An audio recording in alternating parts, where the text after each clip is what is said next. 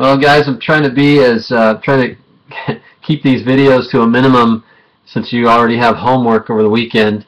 But this will be good. I'm excited to get back. I'm excited to start teaching you guys again, and I know that I'm jumping right in here in the middle of this chapter 9, and I'm dying to know what you guys understand from this, and I'm just really eager to get back to class on Tuesday and see you guys. So anyway, here we are, page 3. This will be the last video, hopefully. And page 3, we're not going to do example 3. We've already done 4 examples just like that. We don't need to do another one. I did want to point out a couple things, though. These Maclaurin series down here, and again, Maclaurin series are centered at 0. Typically, by the end of the unit, I've got these memorized. You don't have to memorize them if you can generate them pretty quickly. The first 2 are geometric sums, so those are really easy to generate if you understand what you did back in the packet 9A. And then the next 3 are typically pretty easy to memorize as well. And so just by using them, you know, the sine is an odd function, the cosine is an even function. Even functions, I remember those because those are, like, the cosine function is symmetric with respect to the y-axis, so no matter how far you go to the right from the origin, the same as you go from the left and to the left, and you get the same value. So if you picture the cosine function, it's an even function for that reason. And then the sine is an odd function, and notice that all the exponents are odd for the sine, and all the exponents are even for the cosine, so it's helpful to remember those. And then remind me in class to help you guys remember which of these series have the factorials in them. There's only 3 of them, and I have a fun way of remembering that. I've got a PowerPoint to show you as well.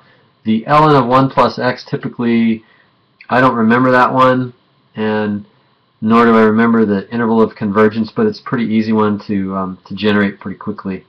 And then arctangent or inverse tangent of x, this one typically is just like the sine without the factorial, so that one's an easy one to relate. And then the ln of 1 plus x is almost like the e to the x without the factorials as well, and without that 1 out front. And one thing to remember, the one thing maybe I'll tell you now, I guess, tell you again later as well.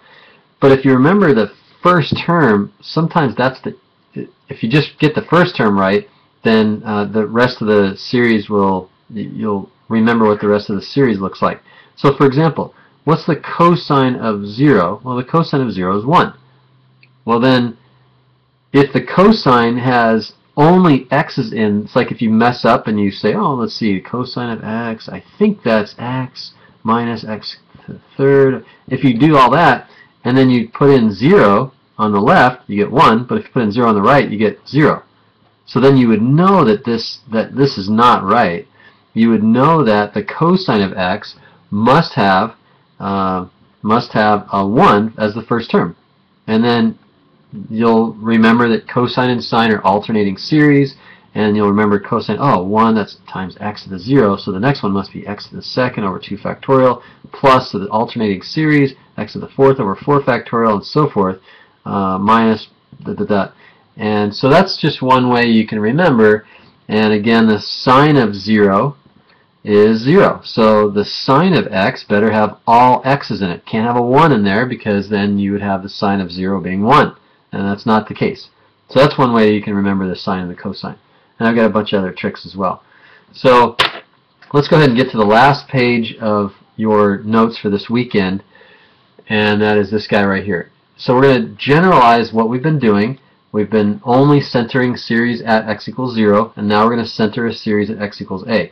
All that means is it's just a lot more work, because you're plugging in a number that's not 0. And yes, it's tedious, but I cannot express to you how important it is that you understand how to find these coefficients. And you understand that once you get to the 2nd degree term, there's going to be a 2 factorial in there, and f double prime at a is on top of that 2 factorial.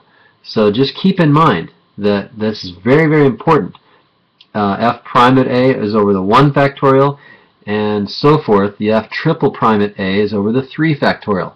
The nth derivative at a is over the n factorial. Sometimes students combine those where you're going to get questions, and we'll do those. You'll get questions on the AP exam and on my exam in which I'm going to ask you what is let's say the third derivative at a in this polynomial. You have to take out that 3 factorial and separate it from the third derivative, and you'll see that on the next page anyway.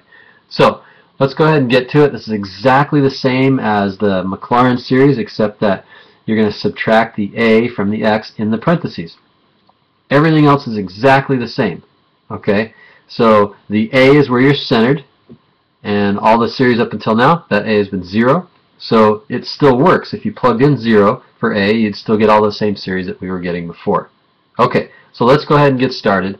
Here we have, in example 4, e to the negative x is our f of x. And we're supposed to come up with the first 4 terms and the general term. So this is where students kind of struggle, that general term. And I'm going to try to show you an easy way to get that general term.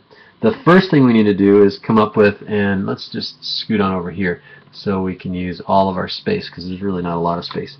So we have f of x equals e to the negative x. I'm not going to go through this in detail.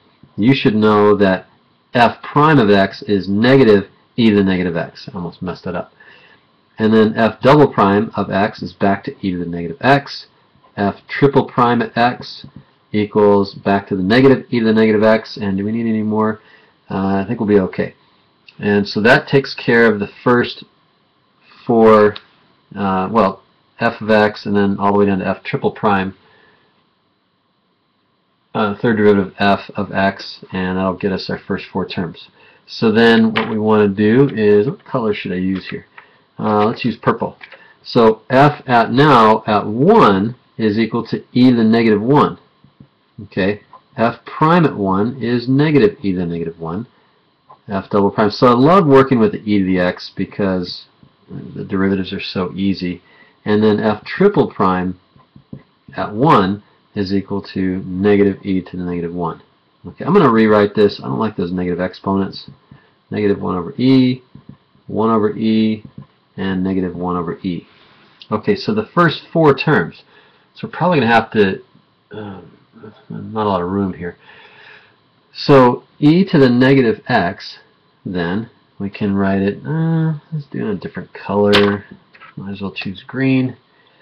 So first 4 terms, e to the negative x is equal to. So it's not asking us for a polynomial, so we can put the equals here. Okay, e to the negative x equals, and we want f of 1, right? So we have f of 1, and f of 1 is 1 over e.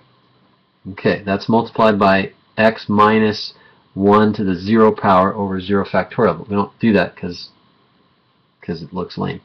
And then f prime at 1, and we have negative minus 1 over e, and then we have x minus 1, okay, to the first power, and then plus, and then we have our second derivative. So this is our first derivative at 1, and then our second derivative at 1 is 1 over e multiplied by x minus 1 to the second power over 2 factorial.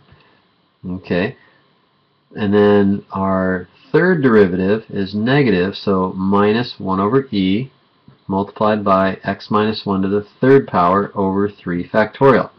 Okay, those are the first 4 terms. We want to make sure we put plus dot dot dot, and then plus, and we're going to go ahead and put our nth term right down here. Now, this takes practice, and it's one of my favorite parts, but sometimes one of the most frustrating parts for students, because there's not just one way to do it. You have to look for patterns, and you have to be good at looking for patterns, because if you can't find a pattern, then you can't find the nth term. Okay, so let me try to help you with that. The nth term is going to have, you look for the parts of each of these terms that are consistent in each term. So one thing that's consistent, we see that we have a 1 over e. Okay, so we have a 1 over e in every single term, right?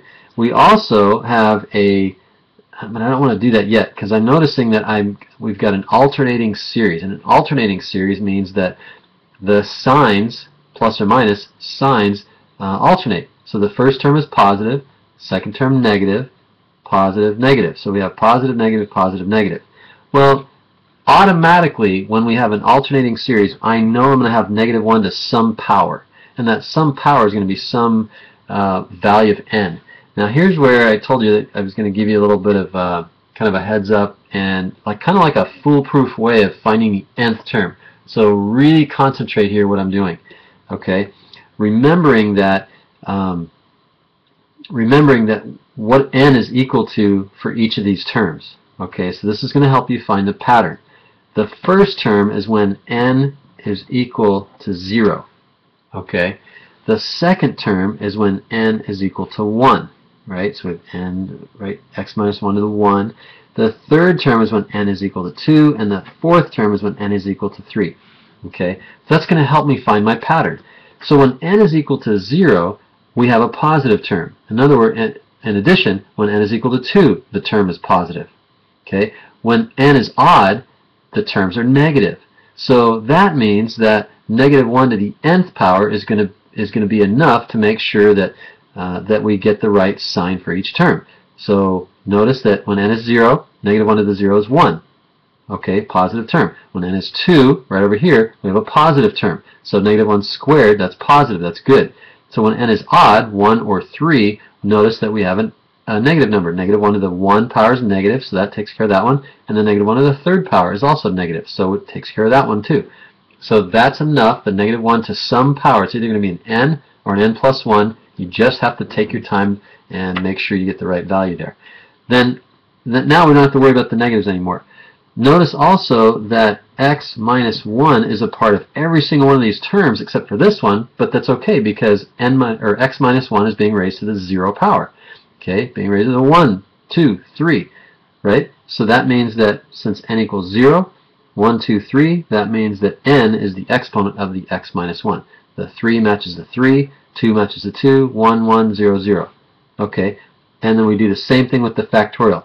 3, 3, 2, 2, 1, 1, 0, 0. That means n factorial right there. And make sure, and you're not going to maybe like this, but you're going to get marked down if you don't do this, e to the negative x equals these 4 terms plus ... So there's a certain number of terms in here, it doesn't matter, plus the nth term plus ... This plus ... is very important because this indicates that this is an infinite series. This is the nth term, here's the first 4, and they keep going on forever, and when they keep going on forever, they actually equal e to the negative x. Okay, so that was almost 13 minutes. Let me see if I can squeeze in b and c, and then be done with it. Okay, third order Taylor polynomial, third order, remember that means third degree, so that means the first 4 terms to approximate f of 1.1, and this is how you would write it. Okay, let's use blue here. Third order would be, so f of 1.1, let's make sure we understand what that means. F of 1.1, and we're approximating, okay? Be careful where you put your equal signs. F of 1.1 equals e to the negative 1.1, which is approximately equal to this series when x is equal to 1.1. Okay, so you have 1 over e minus 1 over e to the 1.1 minus 1 to the first power plus 1 over e to the 1.1 minus 1 to the second power over 2 factorial minus 1 over e to the 1.1 minus 1 to the third over 3 factorial. So this is what e to the negative 1.1 is approximately equal to. Okay, that's what we're doing. We're using a third order Taylor polynomial to approximate this function when x is 1.1. And if you were to type this all into your calculator, you would get it's approximately equal to 0.333. And if you actually typed in e, it's interesting to note that e to the negative 1.1 is also approximately to 3 decimal places 0.333. So this approximation, this polynomial, is actually a very good approximation to approximate just to 3 digits after the decimal. And I'm going to have to make a new video for part C here because I'm running out of time.